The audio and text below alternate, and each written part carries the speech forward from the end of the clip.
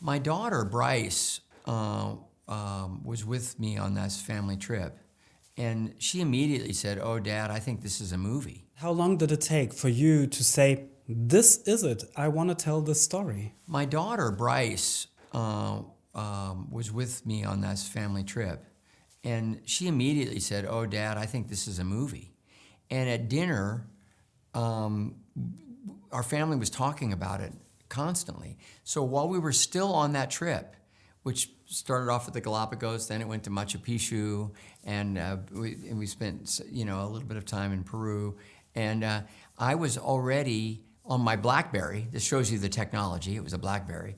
I was reading Margaret's book, read Dora's book, and was beginning to piece together kind of a rough outline of what I thought a movie version could be. But it was such a kind of a crazy idea, and so out of my comfort zone as a storyteller that I didn't pursue it seriously. I started writing it myself, but at a certain point I realized I was only writing about 3 or 4 pages a year, and that was far too slow to be productive. And one day I was telling Noah Pink the story.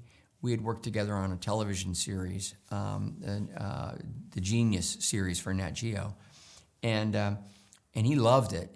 And he's a kind of a quirky, funny, very smart writer, and he began to do his own research, and it was willing to write a script on spec, and that's what led to us finally having a piece of material that we could share with actors. And say, is this of interest to you? And it's talented people were raising their hand and saying they wanted to be a part of it.